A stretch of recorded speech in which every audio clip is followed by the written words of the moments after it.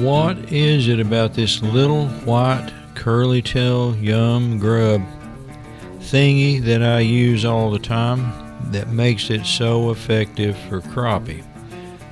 Well, it's kind of obvious maybe to a more experienced fisherman why the little white curly tail yum is such a good bait for crappie, at least for me.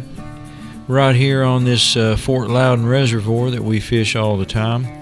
The main reason is, for one, is that the little white curly tail grub, I think, mimics a shad, okay? A little thread fin or a gizzard shad around 2 to 3 inches long.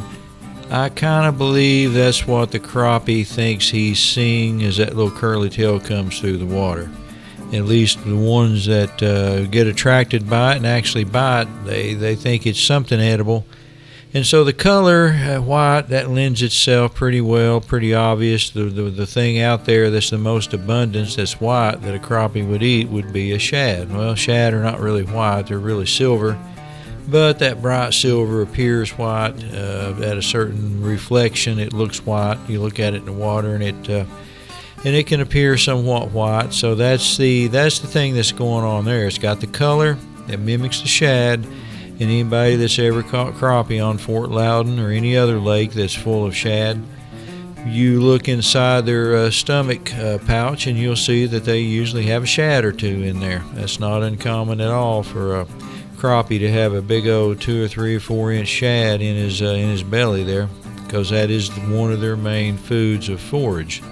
So that's what the little curly tail grub is doing. It's mimicking the shad. So the color's good. Not to say other colors wouldn't work, but I believe the white is more of an all-around, I don't know, call it a Swiss Army knife type color, that you could use just about any time, day or night. I've used it at night and caught plenty of crappie on it at night as well. And the other thing that I think makes it so effective is the curly tail itself. That movement on the curly tail is just such a big eye-catching movement that I think it's probably as much as anything is what triggers the fish to bite. You think about other baits, other jigs, such as maybe just a hand-tied feather jig or bucktail jig, something like that, or even the plastic jigs that sort of come out to a point that have more of a subtle movement.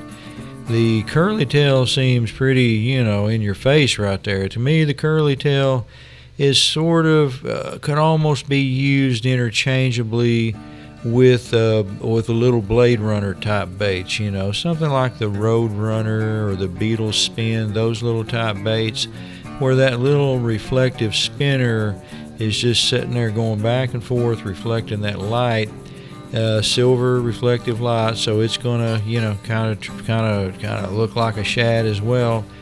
So the little curly tail is doing the same thing. It's just sitting there going back and forth in somewhat of a random motion, catching that light. And as it goes by the crappie, I think they instinctively will reach out and grab it.